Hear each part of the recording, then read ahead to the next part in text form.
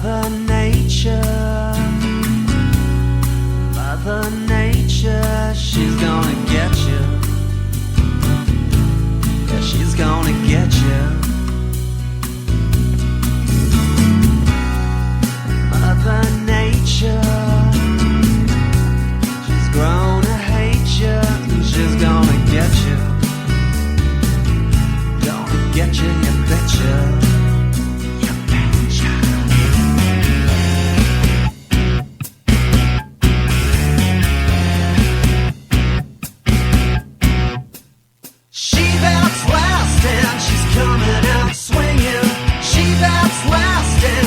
Just about taking all that she can take, and it's payback time, motherfuckers, it's payback time. I said it's payback time, motherfuckers, it's payback time.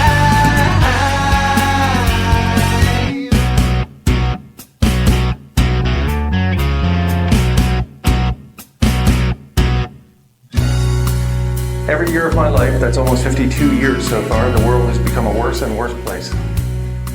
Every year we have... Welcome to Nature Bats Last on the Progressive Radio Network. It's NBL on PRN.FM. This December the 3rd, 2019 edition, episode 133 of Nature Bats Last, comes to you live from Rakino Island in Aotearoa, New Zealand, and from Maitland, Florida, and Portland, Oregon in the United States. This is Kevin Hester, and I'm again joined by my co-host, Professor Guy McPherson. Today's show includes a conversation with longtime activist Mimi Gehrman. Mimi has joined us on the show before, and I'll let Guy describe a little bit of that history.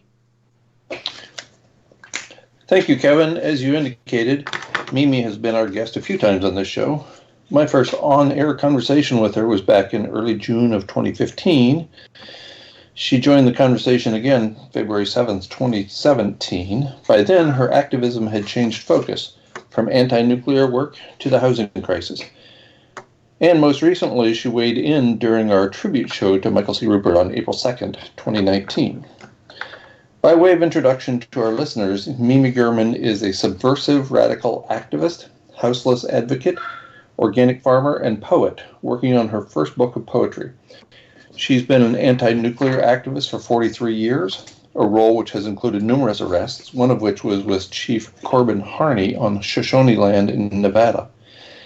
In 2011, following the massive nuclear event at Fukushima, Mimi created radcast.org to monitor citizen radiation readings around the U.S. and North America to collect data on fallout from Japan. In 2012, during the Occupy movement, Mimi co-founded No Nukes Northwest to track radiation incidents, nuclear events, and other nuclear insanities around the Pacific Northwest. Mimi is a houseless advocate focused primarily on houseless neighbors in St. John's, Oregon. She is known for her anarchistic shutdowns of the Portland City Council for 6 consecutive months over issues concerning houseless people in Portland. She is also the co-founder of Jason Barnes Landing, a non-traditional houseless village situated on land JBL took over and occupied from Metro in Portland. Jason Barnes Landing is named after a houseless friend who died on the streets of St. John's while canning for his survival.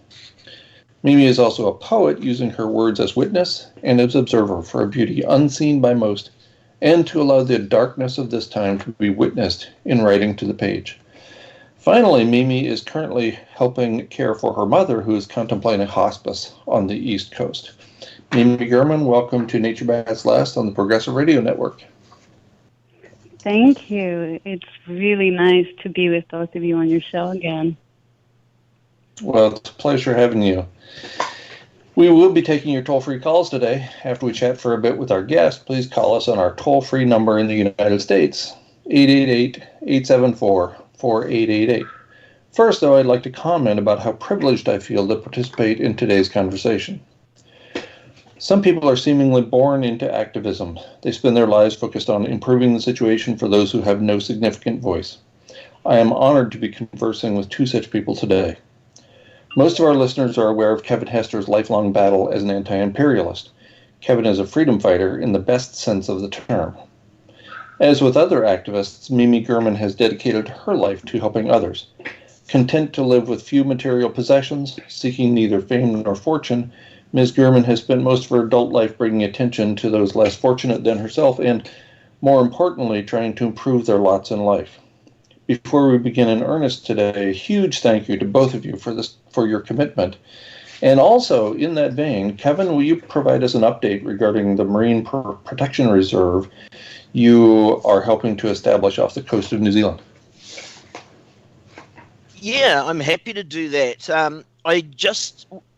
A whole group of friends of mine on Rakino Island have been aspiring to set up a marine protection area off the coast of our island, because anyone who's paying any attention whatsoever knows the danger that our oceans are in. So we applied for a grant to Horizon North, which is an organisation that has a few $1 billion of money, public money invested for projects like this. It's a really wonderful organisation. And I was informed yesterday that the day before yesterday, that our grant money has hit our account. So it's actually in our account now, in our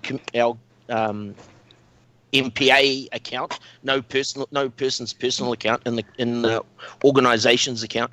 And we've pushed the button on getting our benthic survey, which is a scientific survey. We'll send a whole lot of scientists around the island and down. They will investigate where we have the most diverse amount of submarine habitat, and that would be the most likely place for us to create our marine reserve.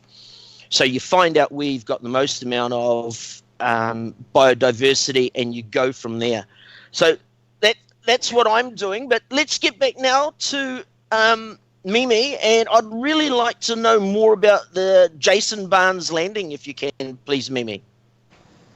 Sure. I just want to say too that I'm getting over being sick. So if I cough or have to clear my throat, I apologize to listeners everywhere.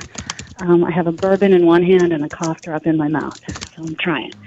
So Jason Barnes Landing, we just a quick background on it. We took over a little plot of Metro land, meaning it's owned by Metro, not by the city.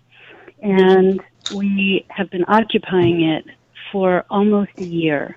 As winter came and the harassment from the city rangers, those are the park rangers, became too difficult to deal with in the winter days and the fall cold, we decided that for safety, we would just disband for this time and reband again in springtime. So right now, everybody is trying to stay as safe as they can, wherever they can, without the additional harassment from the cops and the rangers.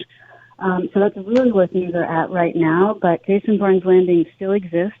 We're still fighting the fight to get this piece of land from Metro and allow this transitional community to flourish so that the people on the streets who are part of this, who are friends with Jason Barnes, can have a safe place to be, to sleep, to live, to eat. So that's where things are at right now. And right now the temperatures in Portland at night are freezing. There's been ice every morning. So I've been working really hard with others around Portland to get blankets and sleeping bags and socks and shoes and coats and everything that a person could possibly need to try to maintain survival. And my efforts right now are and have been in St. John's. Bravo, well done. It's such an extraordinary thing to be doing for these people. It's incredible that we're seeing such extremes of temperatures everywhere now. You know, we're getting more out of season hot and cold time. So it's about preparing for a biosphere temperature that is not stable in any way, shape, or form. No, it's not stable here. Our winter came on quickly this year, and, you know, people are suffering because of it. We also have, due to police strife and strife from housed people and business people downtown, we now have a migration of houseless people who were trying to survive downtown, moving out into the suburbs. Now, I'm not in a suburb. I'm in just a little spot in North Portland, but it's about 5 miles from downtown. And so I'm meeting people now who are migrating to St. John's to get away from the brutality of not just the police, not just the city council, but the business owners and people using those businesses. And it is truly brutal. In fact, one of the city council commissioners, his name is Nick Fish, at Jason Barnes Landing, we had 3 toilets that we bought with money that was given to us from a business owner in St. John's whose heart is open to houseless people to help them. He bought 3 toilets for us for the transitional housing community, and it was prepaid to be cleaned every week. We have no public toilets for people in St. John's. So Nick Fish, the city commissioner, had the company that delivered the toilets to us pick them up, and we're fairly certain that he threatened those companies, the company that had delivered the toilets, with a no contract threat if they didn't pick up those toilets from us. So he removed prepaid toilets, and most recently, he has canceled the rights of volunteers from an organization called Free Hot Soup, who feeds houseless people every night of the week. Like, this is hundreds of people a week. And this has been going on for years. He's just revoked their I don't know what to say, their allowance, their right to feed people. And he said, if you don't get permits and food handler permits for each volunteer who is serving people, you cannot feed the people. Well, of course, this is Portland. Free Hot Soup is still feeding the people, and there's a lawsuit now suing the city for doing this. But this is the kind of brutality that we're up against in this time. I would like to make the point at this stage, after hearing that horror, how much I admire activists in the United States. I live in New Zealand, and we don't have anything remotely like the draconian police force that you have over there and the draconian state apparatus. You know, I was once arrested for obstructing a nuclear ship in the course of its passage, and one of the policemen afterwards apologized to me. True story. He said to me, you realize lots of us really respect what you're doing, but when I see you guys going up against the state, the fully armed paramilitary state, I bow in deep respect for the kind of risks that you're taking. Thank you so much for doing that for us. Oh, I don't know how I and the other people I know who volunteer to do similar things could not do it. And one of the things I explain to people is once you meet houseless people and you know their names and you understand their story, and you humanize the situation of separation and difference, and your heart expands. And once that happens, you're in. You know, you're in for life. At least that's been my experience and the experience of every single volunteer out there who I know who are feeding people and delivering supplies to people. So, you know, I would say thank you, but it's just beyond that. It's like breathing. It's much more like breathing. You know, that's why I started the show with a thank you to both of you, because it is like breathing for both of you. And I think that's impressive. Let's back up a little bit. Mimi, will you provide a brief overview of your life as an activist? When did you start, or when do you remember starting your lifelong work in activism? I think that everything really kicked off at 14 or 15 when I read Diet for a Small Planet and decided to become a vegetarian, because the book explained what was happening to the rainforests and to the indigenous people who were from those rainforests in South America. and I didn't want to contribute to that. And the secondary reason was I didn't want to harm animals. But the first reason was I recognized that we are destroying an entire culture for McDonald's. And that just didn't make any sense to me. So that was the beginning. And then around the same time, it could have been before or after, but right in the same window, 3 Mile Island happened. And I'm from Philadelphia, and I couldn't understand why we would have an energy source that, if it went wrong, could kill the planet. And so I asked my father about it, and he was a very smart man, and he couldn't give me an answer that made any sense. So I said to him that I don't think that nuclear power is something that we should use if it is so destructive. And clearly it was so destructive because TMI happened. So at that point, there was a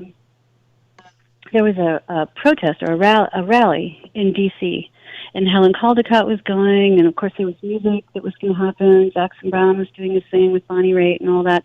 And I said to my parents, I really want to go. And I think my sister went with me. So anyway, we got on the buses because there were a lot of buses going down. And when I heard Helen Caldecott speak, I was in, you know. She explained everything that I was feeling, and then some, of course. I learned so much of the health effects from nuclear power, and everything I felt regarding why it shouldn't exist was validated by Helen. And then I just pursued the path of activism from that point on. So it began there. And then my first arrest was in college. If I'm doing the math right, you were about 15 and a half years old when 3 Mile Island had its accident. Now, when I first spoke with you on the air nearly 5 years ago, you were an anti-nuclear activist, and it's easy to see how you got that way, given the history you just gave us. You were very knowledgeable about the topic, and you had become a relatively popular interviewee. By the time we had our next conversation on the air, about 18 months after our first one, you had transitioned to your current work, focused on people without houses. Can you walk us through that transition? When and why did you change your focus from something that seems like it's enormous to something that seems like it's equally enormous, but you're attacking it at a very local level? What I realized when Fukushima happened is that no matter what we do, and this had to do with climate too. This was all from the moment Fukushima happened till, just before I think that next interview with you. I realized that there is nothing that we can do about the chaos of nuclear power and what is coming and what's been coming. Fukushima is going to happen again somewhere else. We have scrams, every day somewhere, and nuclear power shutdowns. And they're so dangerous. And when those happen, radiation leaks out, and the denials happen from the nuclear power industry, the PR team that billions of dollars go into to convince us that nuclear power is safe. And none of the information that we would ever receive from the nuclear mafia will ever be correct. And we learned that factually with the numbers that were being put out by TEPCO during the release of radiation. And I realized none of us can stop this ball from rolling. It's rolling. And fire is going to happen at a nuclear power plant somewhere, these raging fires. A hurricane is going to cause a meltdown somewhere. I know these things. I've seen the power go out from these floods in the Midwest have shut down nuclear power. And the question of it surviving the chaos that it's being hit with, it's just a matter of when is the next meltdown. So when I started to get involved with houseless people here, it was freezing. It was a freezing cold winter, colder than we had had. And it was right before Christmas. And everybody was busy with Christmas stuff, except for me. And so I loaded my car up, got blankets from the neighbors, a whole bunch of stuff, and I went out and I started meeting people. And they were so grateful to hopefully not freeze that night because now they had sleeping bags, you know. And I realized at that point that I needed to shift my energy into something that I could actually help with, because otherwise it would be, you know, sort of a Don Quixote move. And I didn't want to do that. I didn't want to keep fighting something that was a lost cause. And fighting nuclear power, I'm not saying don't fight nuclear power, you know. I'm just saying that I wanted to do something that was more productive and more immediate and something that I could see that I was affecting in a positive way for somebody else's life. And I found that with this, not to mention making, you know, so many friends along the way who live outside and being able to care for them. So that was really the transition that happened, this awareness that there's nothing we can do about it. The same way we can't, you know, turn climate change around. We can't turn this extinction event around. And it's the same with nuclear power. So, you know, go ahead. So I'll give you a little anecdotal story from my family around the lines of what you've just talked about with homeless people. I came back from overseas one year and my father bailed me up. I came to visit my parents and my father bailed me up straight away and he said, "You're going to have a word with your mother." And I said, "And how would you like me to speak to my mother?" And he said, "She keeps bringing homeless people home."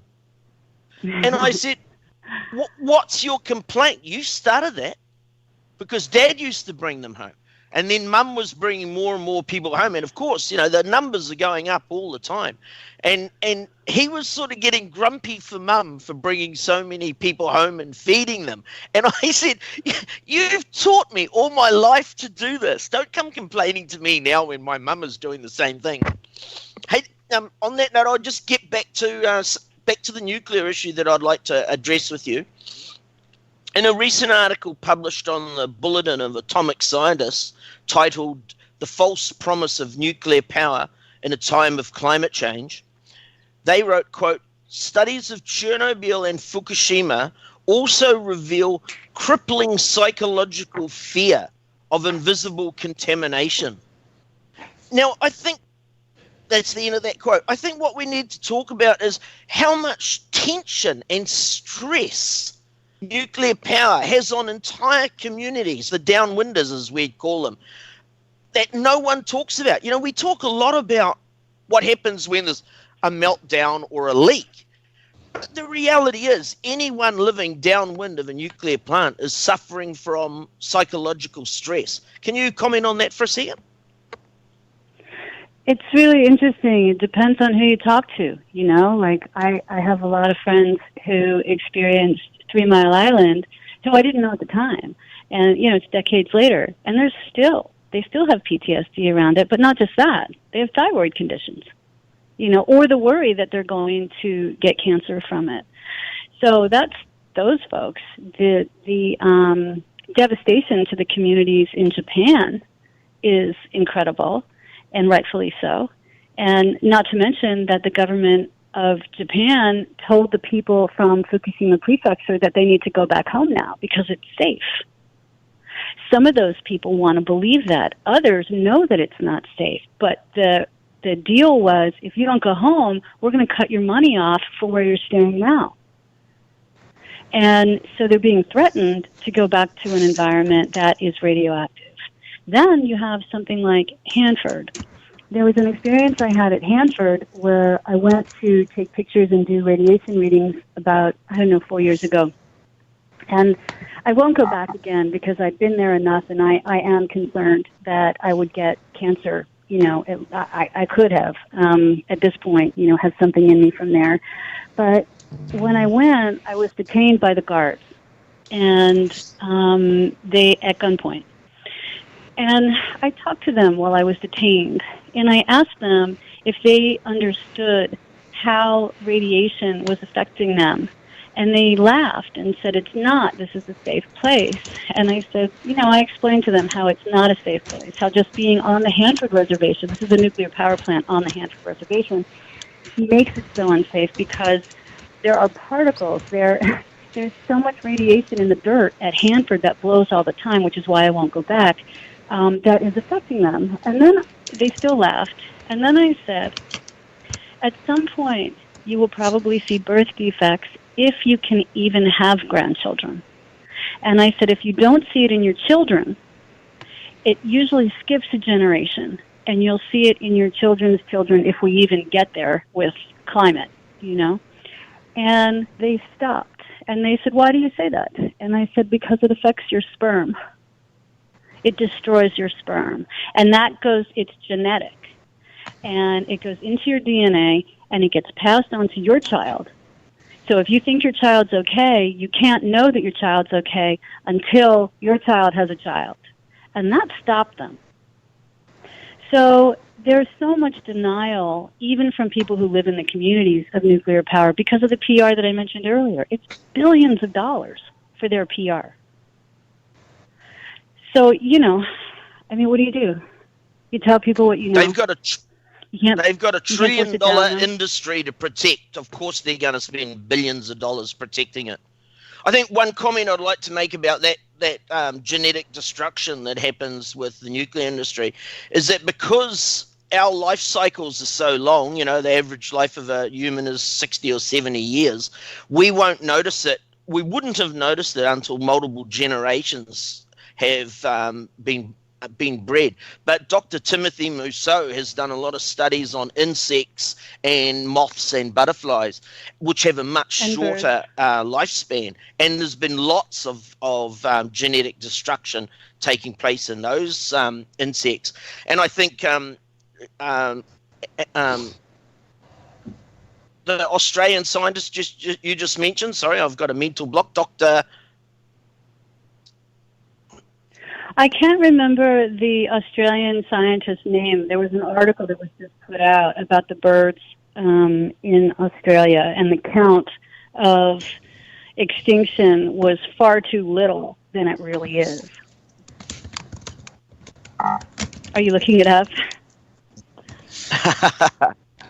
We'll let that roll for a second. Hey, tell me, can you explain to me or to the audience, what is a Superfund and how many of them are there in the United States? All these heavily polluted areas that have been the capitalism has walked away from and dumped on the taxpayers. Well, I don't know how many there are, but I do know that Hanford is one, and they make their money at Hanford by making more money from the government. So they always, every 2 years, they tell the government they need more money. And this is the game. And again, the money at Hanford for the Superfund is to clean up all of the millions and millions of tons of radioactive waste that was dumped into the ground in the 50s and 60s. Well, more like the 60s. And, you know, that's never going to get cleaned up. We actually have a Superfund here in the Willamette River, right near my house. And that's not getting cleaned up either. They bailed on that, even though it's in the top 10 of the Superfunds. From chemical paint companies dumping their paints in the 60s and 70s right into the river. So it's a perfect opportunity for capitalism to bleed the taxpayers for the damage that they've created previously. Well, and there's not enough money in the world, nor will there ever be, to clean up the Superfund sites. You know, the Superfund sites are designated because these are enormous problem areas. This, you know, it's not just some minor issue that can be cleaned up in a couple of years. And there are 40,000 of these federal Superfund sites across the country. Only about 1,600 of them have been listed on the national priorities list. So those are the ones that are going to get a little bit of attention, but not a lot, because there's a lot of money for the private sector in causing damage, but there's essentially no money, and it all comes from the public sector, from the taxpayers, to clean that stuff up. It's a classic example of what Paul and Ann Ehrlich wrote in their book, One with Nineveh, years ago. The economic system of the United States is socialism for the rich, capitalism for the poor. Yeah, I think George Right. Carlin, who you mentioned in one of your recent interviews, Guy, George Carlin used to say exactly the same thing. Yeah. Hey, You Mimi, know, can I ask you one there's a thing about the? Can you tell me what you know about the fire at the Westlake landfill in Missouri? it would be best regarding that to speak to the women who are running that whole action over there against that. But what I do know is it's a nuclear landfill, and it's been on fire under the ground for a very long time. And the city was telling people that it's safe, the air is safe, and some very smart moms said, how can that be? How can this be safe? And they started a whole movement to expose what was going on and attempt to fix what was going on. So I can't remember the name of the moms group, but moms is in the name. I can send that to you later. But they'd be, you know, they're another wonderful group to talk to about what they're doing over there, because it really is comprised of mothers who learned about the dangers of nuclear waste because they had to learn about it, because the cancer rates and the illness rates, different kinds of illnesses from their children, was growing exponentially to the point where neighbors started recognizing it and saying, what's going on? Mimi, I think I know why you say houseless instead of the more conventional word homeless. Can you explain? Yeah, a lot of the people I speak to outside say, well, you know, I'm not homeless. I have a tent, but I'd like a house. So really I'm houseless, you know. And because I have heard that so many times, I and other volunteers and advocates started to use the term houseless. It's not like homeless is derogatory. It's just this is something that the people we've met feel, you know, that this tent is their home for now, but they want a house. So that's why. I did want to say, guys, that makes perfect sense. Yeah. And I think for a lot of people, home is an idea or an area. So people might consider themselves at home within, you know, a 20-block area in a city, for example. But that's not quite the same thing as having a house, is it? No, and the thing here, when we talk about looking for shelter, for instance, one of the first questions is, well, if you're going to have a shelter and I need to go across town, are all of my, you know, is my community going to be able to come with me, or is there only one bed for me, in which case I'm going to choose to stay here with my community, and the community being other people who are houseless. And there are very strong roots among people who are houseless in their particular communities.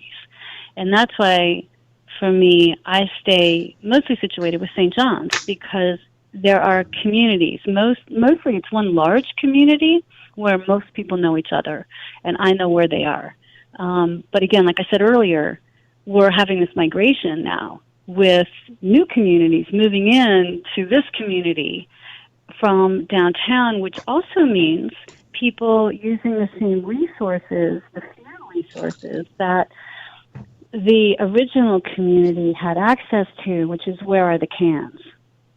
And people don't think about, well, really anything regarding the struggles of houseless people, but one of the issues and struggles is to get to know where you can get the most cans on a daily basis.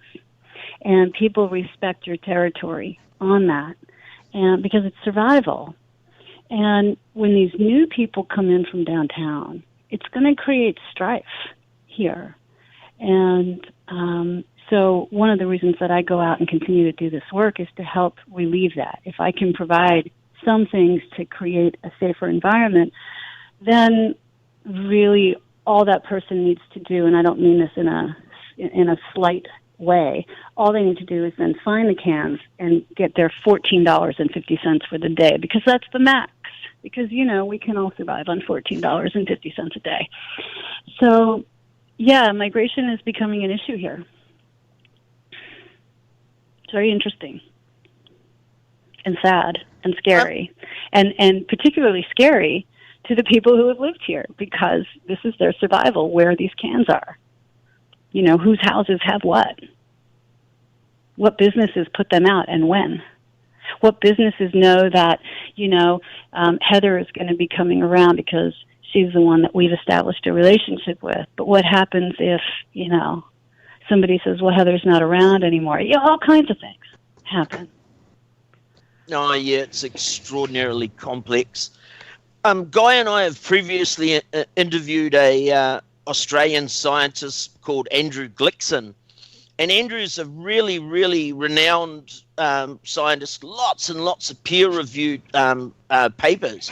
But coincidentally, he also is a poet. And I asked him, how much did the role of his poetry factor in his mitigation of his grief? And I know that you're a poet and you're looking to get a book published in the near term. What role is poetry playing in your managing your grief, can I ask, please? Well, I have often recently referred to writing poetry as my sanity, the time that I take to write poetry, which I do every day. Again, there are certain things that become my breath, like working for people who live outside. Poetry is another type of breath for me. And it's my way of expressing how I see what I see that other people can't or refuse to see, and making what I see a reality that is written. This is what is written. And there's something about being able to twist my language, to twist the English language around to the way that I see the world, which then comforts me, because it's so difficult to see what I see, knowing that other people don't see that. It's almost tormenting to me that people can't see what I see. So I'll have this ability to twist language, to bend the way I see something in words, so that I can express that to other people. And that's what poetry does to me. That's why it's my sanity. I can't express like in this conversation, for instance, I can't express the way that I can express my feelings about how I see the world, how I see this extinction event happening, how I feel about the crisis of, environment and habitat dying. I don't have regular words for that, but I have poetry. And because of that, I have to do that. That is absolutely wonderful. I think it's important for us to go down that road and find ways to mitigate our grief. Back to you now, Guy, please. Sorry. Mimi, I'm just wondering, is poetry a means by which you deal with despair? Because you're working very hard on and receiving little or no reward for your efforts with the houseless. Surely you experience despair. Is poetry one of the outlets for dealing with that? Absolutely. My poetry is dark. If any listeners ever read my poetry, it's dark. And I have no apologies for that, because the way that I see the world is through the eyes of despair and sadness and grief and also love, but love for things like houseless people, as opposed to other things that people tend to love. And so, yeah, I use that, again, as a tool for myself. And regarding, receiving, what I receive from doing the work that I do with people on the street is so much love. It's knowing that tonight, these people who I have affected today will be a little bit warmer. And one of the things I tell people after I hug them, when I meet them and see them, is I just say to them, please don't die tonight, and we laugh. They say, I'm going to try. It's going to be better because I have a sleeping bag now. you know? So for every night that somebody doesn't die, that is a gift to me, personally, to my spirit. And anything else, as far as what I could receive from them, I don't want. I don't need that, you know? But, yeah, I think a lot, and I see a lot, and I don't know what I would do if I didn't have poetry. There have been times when the despair is overwhelming, you know, and you go down a dark road. And so I've learned, though, you know, write that dark road into the poem. And I also write love into poetry because it's important to me to acknowledge when I love somebody. To Can I respond to that with a quote from Che Guevara on love and revolution? Sure. Mm-hmm. Okay, from Che, quote, "At the risk of seeming ridiculous, let me say that the true revolutionary is guided by a great feeling of love. It is impossible to think of a genuine revolutionary lacking this quality." That's from the great man himself. Mm-hmm. And speaking of love, Mimi, you work for no money when you're on the streets. You work for no money when you're writing your poetry. You do work for money, albeit not in the conventional American sense of 16 or 18 hours a day, often for little pay. Can you describe your day to us to the extent you're comfortable, and how much you work and to what end? I have been a massage therapist for 21 years. So I see people in an office that I've had for almost 21 years and help whenever I can. And the money that I receive from those people, if it's, let's just say tips in cash, that money goes back to my houseless friends because I can't fathom the thought of, receiving extra money than what I work for and having that because I'm truly, I think beyond a socialist, but I just believe in sharing, So I do that, and I set my schedule because I can't work for other people. I can't work on somebody's timeline. I just can't do the timeline. So I make my schedule, and if it's really cold out and people on the street need me more than, clients, then that's where I'm going to be. I always make time in my day for poetry. And that's really a day for me. I wake up early in the morning and I write every day. And then I go out and I see people, especially in the winter, because I always have things in my car. And then if I have clients, which I often do every day, I'll go over and I'll see them. And then I go back to the street and see people on the street, and then I come home to my warm house. That is a day in my life. That's At this great. point, it used to be that city council was a part of that, shutting down city council. But it was the same thing that happened with nuclear power. It's like, how far am I going to get with this? How much has this strategy, given us, provided us? And in the beginning, it was all I wanted was the conversation of houselessness and survival to be the conversation, which is why I shut down city council for 6 months.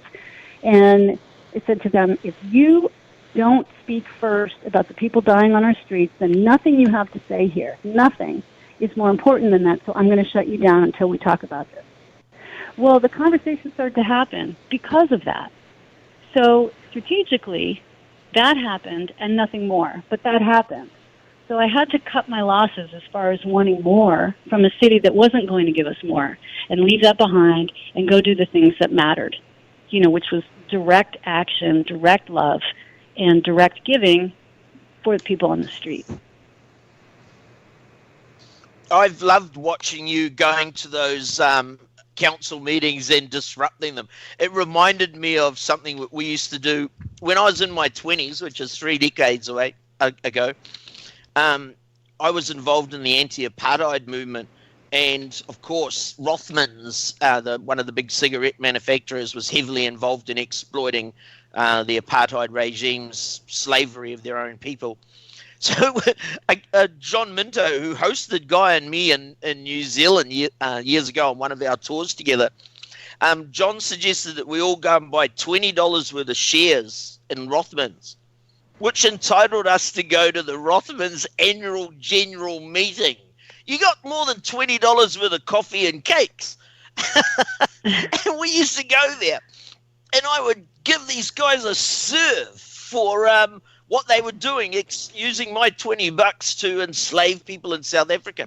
It was a bloody fantastic form of protest. And I think you and I have, from what I've seen over the years that I've been watching your activism, we've learned how it's important to bring some fun and satire into our activism.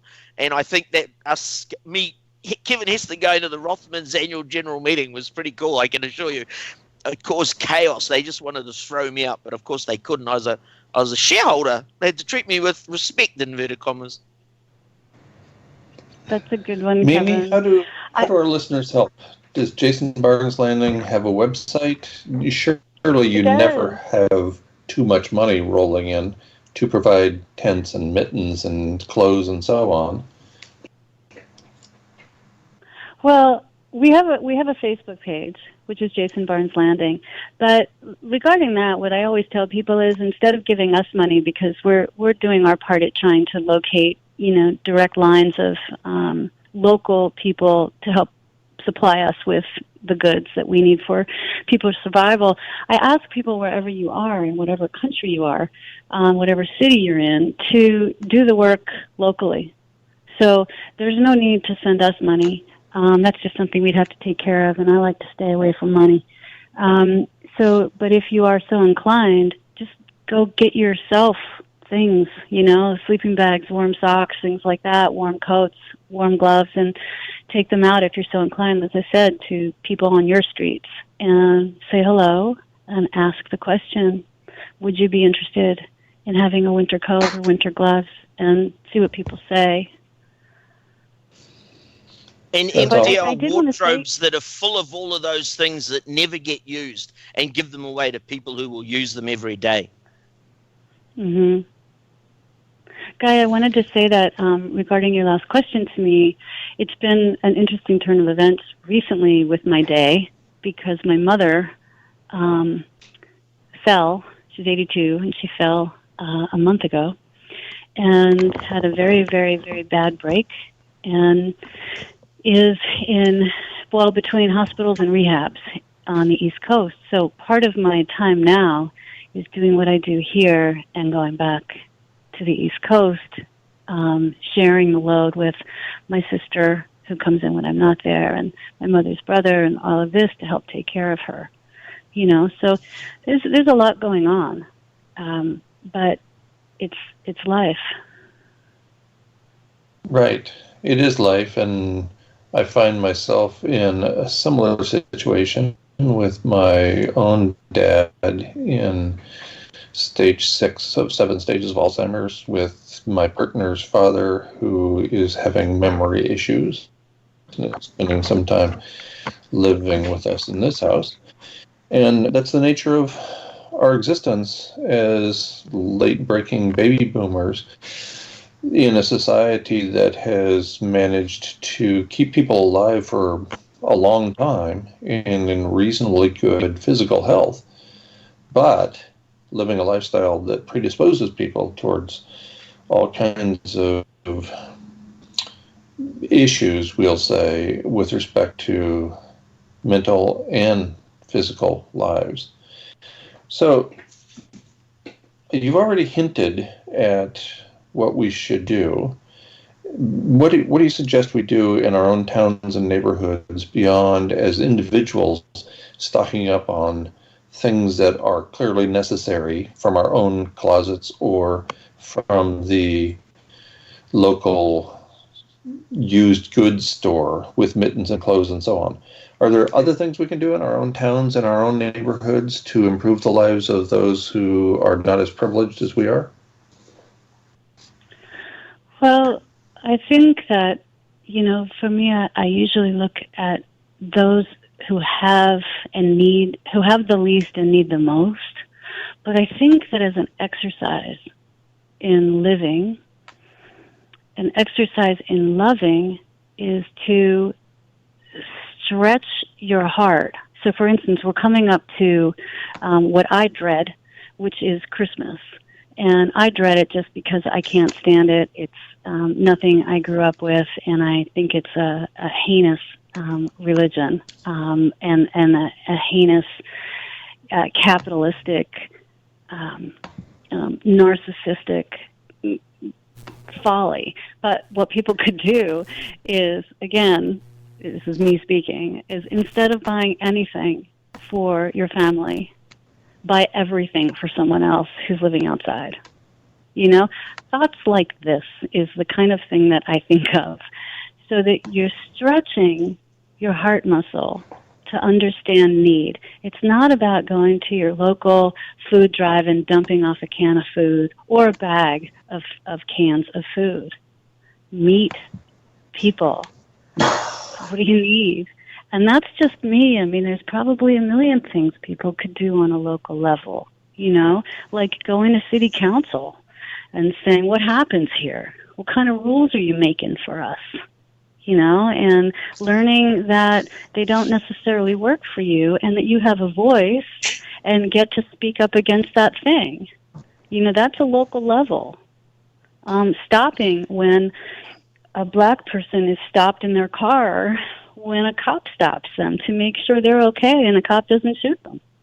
Because your presence is going to prevent that person from getting shot, most likely. So again, Guy, that's what I think of when I think about what things people can do on a local level. On a local level, when springtime comes around, grow your own food. Share your food with a neighbor. You know, make a pie for a homeless camp.